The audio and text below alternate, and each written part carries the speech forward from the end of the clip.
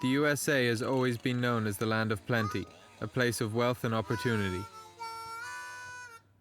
Yet for Americans, things have hit rock bottom, with the situation looking almost as bad as it did in the 1930s Depression era. The American middle class would be considered well off by European standards. Their yearly income is between $40,000 and $120,000, and yet they are struggling more than anyone else in the US to meet their daily living expenses.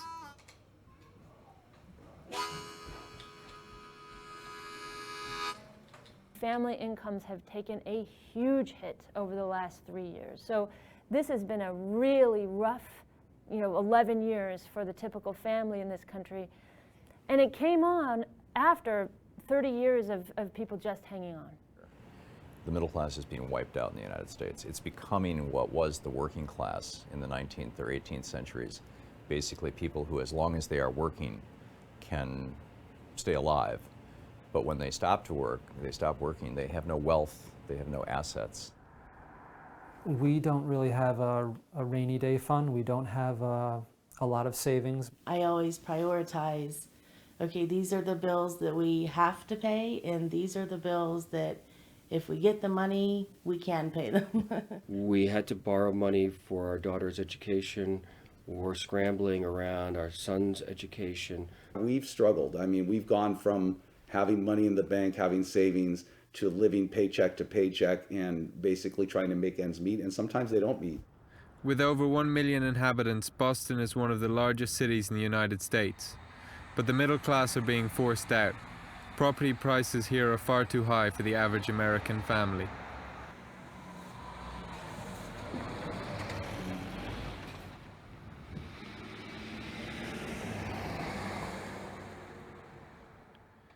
This is the home of the Cox family. Husband Jonas works for a software company. His wife is in publishing. After the birth of their first child, Jonas's wife stayed at home for a year. Without a second income, the family nearly went through all their savings. A few months later, Jonas lost his job. Although he was only unemployed for 4 months, the family savings are gone, and they are now deeply in debt. We tend not to talk about our financial lives. We tend to keep it pretty private. Both my wife and I think, have been that way. Even in my family. Like the Cox family, 3/4 of all Americans are so out of pocket that their monthly income is not enough to maintain their debts, let alone feeding their family and putting a roof over their heads.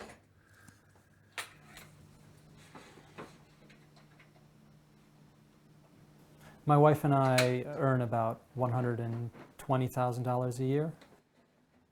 I don't think I spend money frivolously. I'm getting down to just really the daily routine. I make lunch for myself every day. I never buy lunches. We very rarely go to restaurants to eat out. I go a long time without buying clothes, maybe more so than I would like to. The middle class is defined as people who have a set of aspirations. Those aspirations being, I want to own my own house. I want to live in a safe neighborhood with good schools. I want to be able to put away a little bit of money for taking a modest vacation every year. I want to have health insurance. I want to be able to save a little for retirement. I want to be able to send my kids to college. Those sorts of things that make up what I would call the middle class basket. Traveling north from Boston is a bleak journey through the old industrial towns of New England. Their heyday has long since passed. Textile manufacturing was outsourced many years ago to third world countries offering cheaper labor.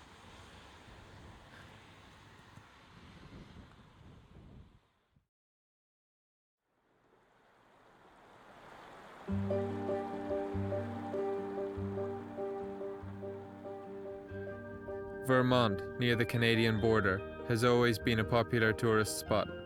Its many ski resorts and stable weather conditions have made it famous for its winter sports.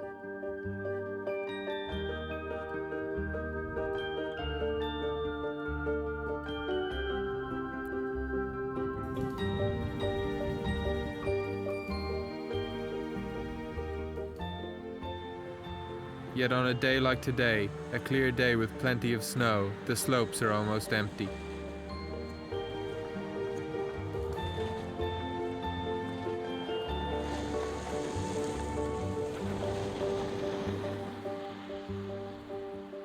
Within the villages of Vermont, you can still find the old American spirit.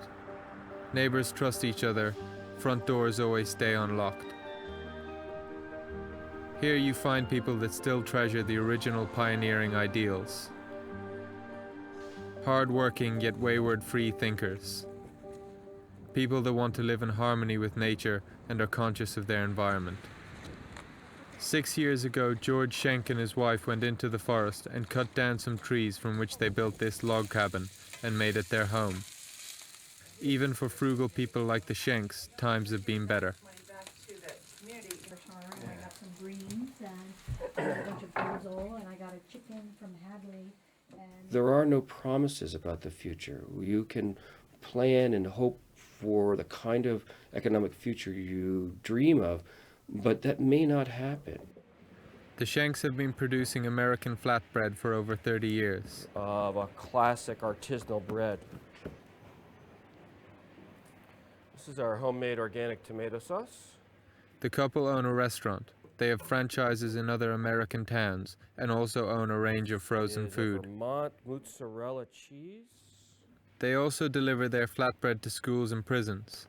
They were doing well and were hoping to retire soon, but along came the credit crunch and crunched their retirement plans with it.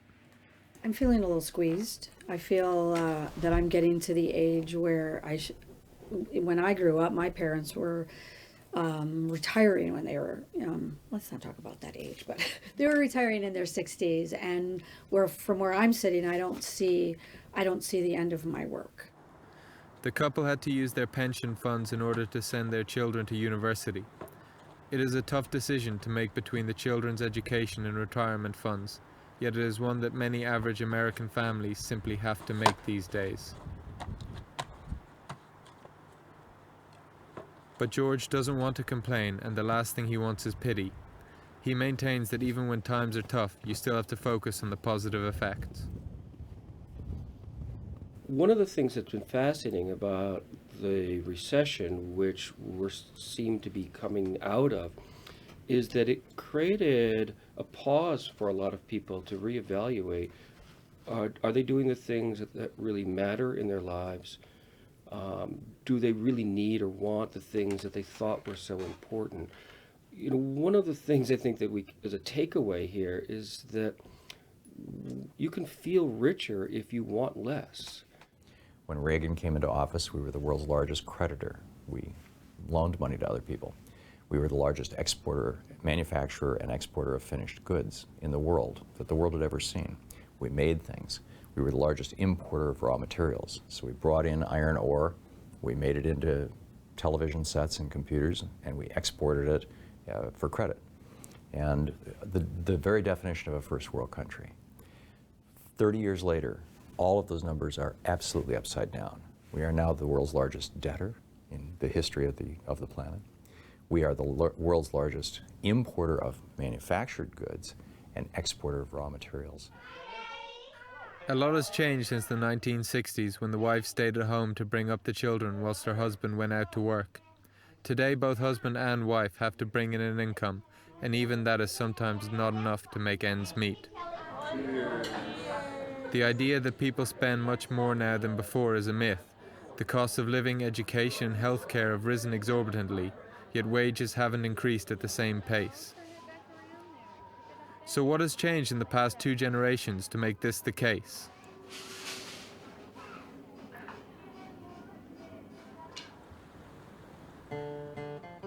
On this farm in Vermont, 3 generations are living under one roof.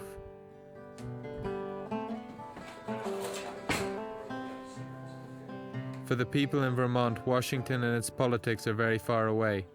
The political opinions of the Lincoln family are very diverse. The experience of life on their farm has been very different for each generation. This, and my brother did that, and my brother got in trouble, and my brother doesn't eat vegetables, and I do. I think it was much easier for my parents to make I don't know if you'd call it a profit. I would call it pay the bills. And we were in a situation, so the farm and my mother worked out, but my parents put all 5 of us kids through college. I don't know if a farmer with 5 children today could put them through college.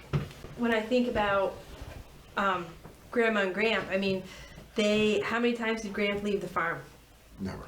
He never left. I mean, I was All he did was work. in 7th or 8th grade, and Gramp left the farm for 4 days, and we went to Washington, D.C. One of the most horrible situations. Farmers across Vermont are suffering from financial pressures. He had 85 cows to milk. And right now, there are people who are under extreme stress. I mean, no, you can't believe hundreds of thousands of dollars in millions of dollars in debt and hundreds of thousands of dollars going behind. Yet the Lincoln family don't want any help from the government. If I'm a good person in business, it's my responsibility to create an environment that I don't need to be subsidized. I think the true Vermonters, the true old-time Vermonters, and we've got two coming here, they don't need a safety net. They can adapt to the environment they're living in, and they create an environment that's economically sustainable to them. It's always been show you how to do it and take. This farm would not survive both of us working on it. I think I have to work outside the house, and I think that's for health insurance for all of us. When we got engaged, that this ring was a good investment because it paid back. The health insurance that I saved paid for the ring in less than 1 year. So. Yeah. Although farmers are struggling, this family business is surviving, for now. The Lincolns have come up with other sources of income. These days they are undertaking forestry operations for other businesses.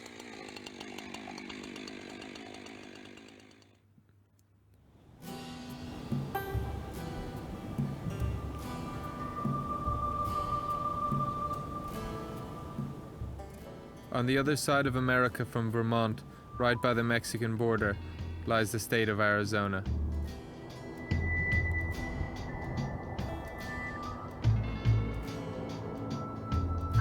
An average American city, it has many fast food chains along the outskirts.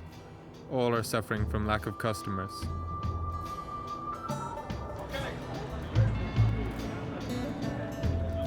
The property market in Arizona is on the verge of collapse.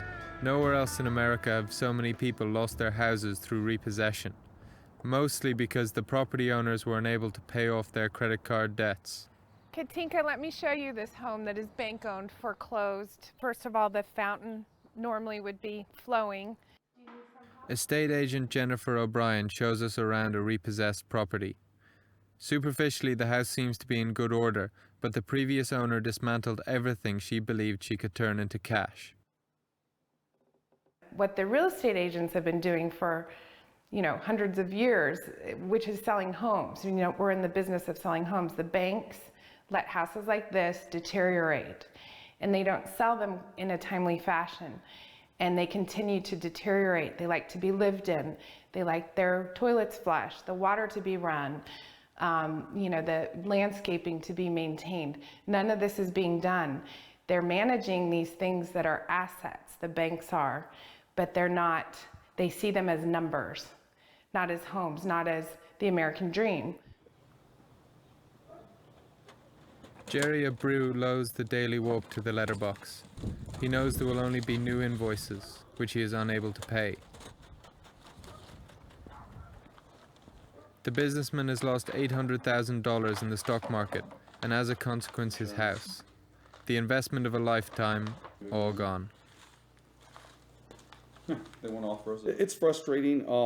I guess, part of you feels like you failed, you feel like you've dropped the ball, so to speak, especially in my 40s. I'm in my 40s now, and I was kind of hoping to have a pretty good nest egg set aside for my kids to go to college and for us to kind of, look towards a retirement. And now it's kind of like starting over. In contrast, the banks got billions. It's not fair that the banks should get these guaranteed loans back because they were backed by foreign investors, because they were backed by people that are wealthy, and these real estate investment trusts that they should be the ones to be okay and safe. Yet I'm losing my home, I'm losing my business, I'm losing my job, you know, and here they are worried about whether or not these big publicly held companies are going to fail. Like so many of the white middle class, Jerry believes that Washington no longer represents the people's interests. He is increasingly inclined to sympathize with the conservative Tea Party, as much as he dislikes their extremism and racist views. The ideas of the Tea Party appeal to a growing part of the discontented middle class, who are longing to bring back the good times. They know intuitively that something's wrong.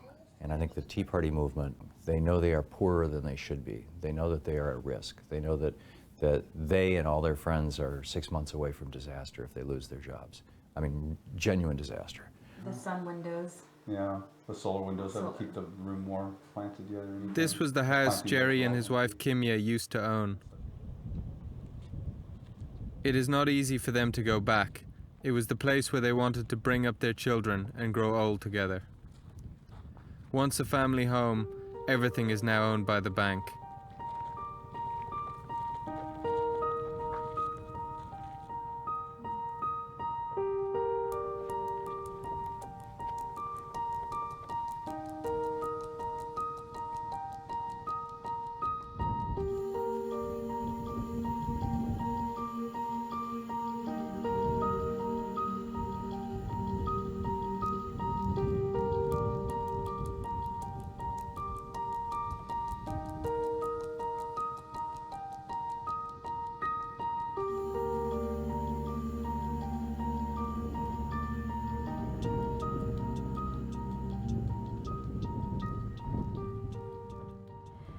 I try not to go there, you know, but I do feel a little, you know, sad to see it again. Be strong and move forward.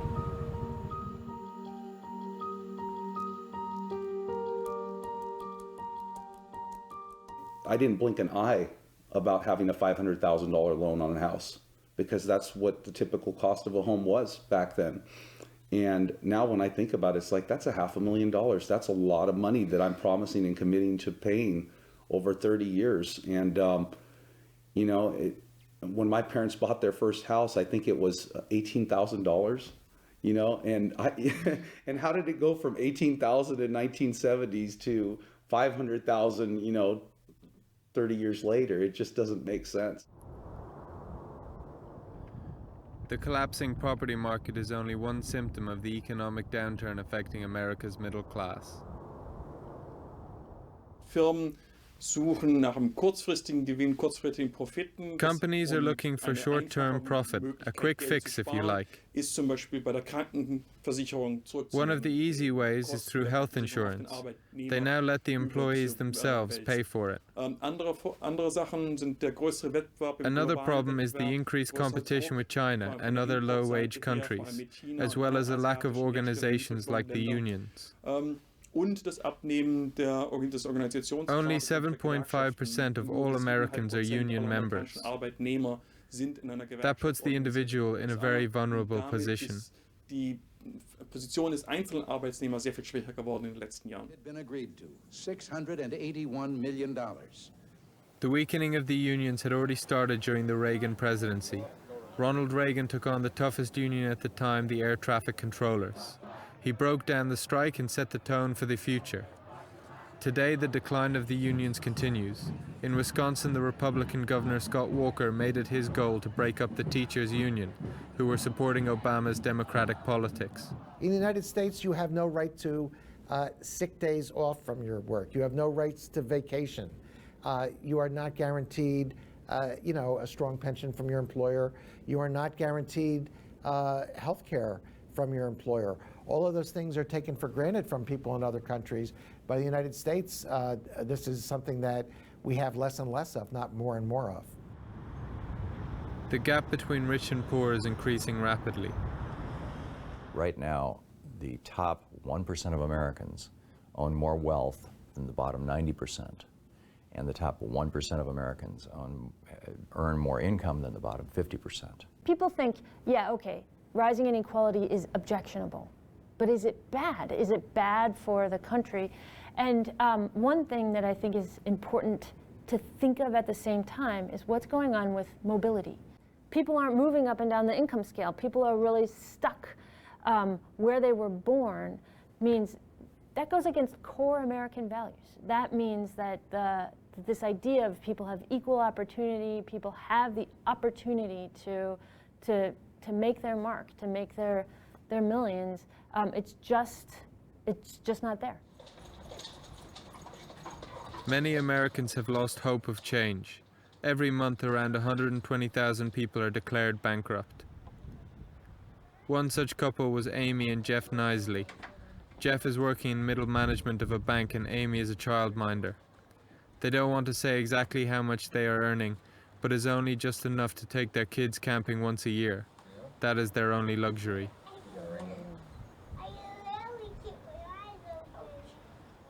Bankruptcy was really our only option that we felt we could go with from the research we had done, the people we had talked to.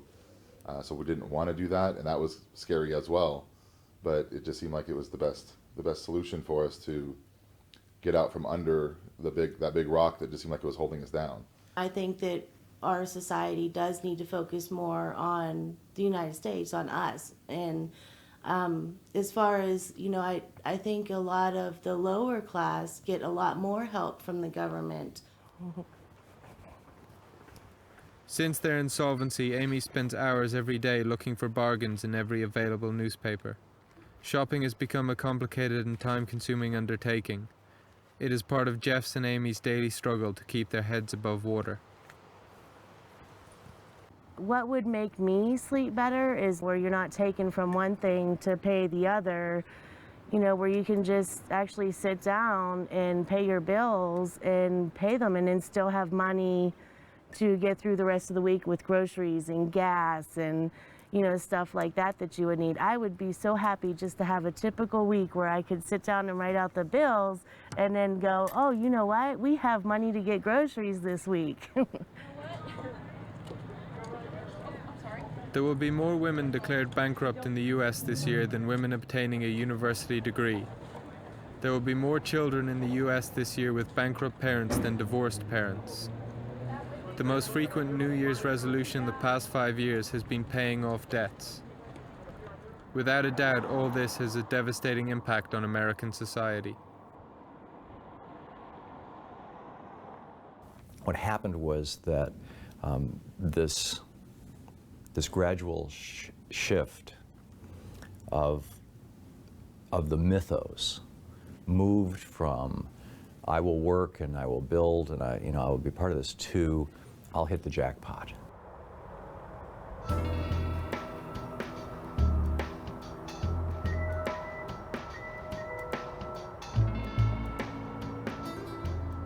Despite all this, a belief in the American dream still survives within some.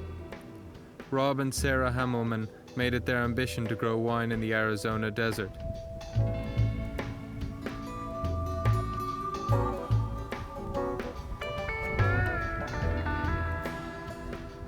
The bank refused to give them a loan for this new enterprise, but they managed to get enough money together to buy this vineyard with the help of family and friends. Oh, Maddie, you don't want this. This is oats. We have what it takes here for this to become a great vineyard. We have the high elevation, warm days, cool nights in the summer, great free draining sandy loam soil. It's a great spot for a vineyard. After they had finished university, Jeff and Amy worked in vineyards all over the world. This year will be the first season on their own vineyard. I think it has been hard for people our age, but then kind of gives you something to work harder for. But is hard work really enough to fulfill your American dream these days? What are Sarah and Jeff hoping for?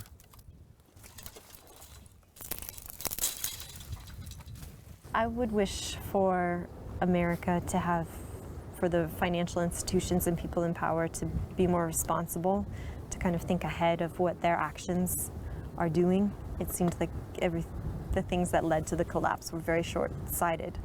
People weren't looking towards the consequences of their actions. And just more financial opportunities, the banks to loosen up a little bit for people who have dreams, who want to make it happen. Anthony Laskaris is more skeptical. 20 years ago he emigrated from Greece. He is the manager of a bicycle shop with 9 employees. In his opinion, the decline of the middle class is unstoppable.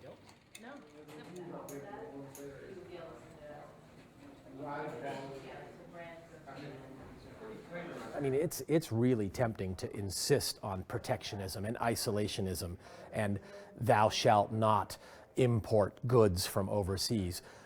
But that doesn't really work. Everybody knows that. But man, is it tempting when we hear of the inequities and inequalities of workforces. It's very tempting to say, why do we permit our companies to import from countries that don't maintain the same labor controls and protections that we do at great expense? Even though globalized trade is highly criticized by many Americans, the USA is still outsourcing much of their manufacturing. We have no longer the right to expect to live a better life than our parents, and by extension, than everyone in the rest of the world. It's just not possible for the concentration of wealth to remain in one small society. I see it as an inevitable consequence of globalization, that our standard of living must necessarily drop slightly in order for the rest of the world to rise. How will the struggle of the American middle class affect the nation's status in the world? The signs are everywhere that this is a country in crisis.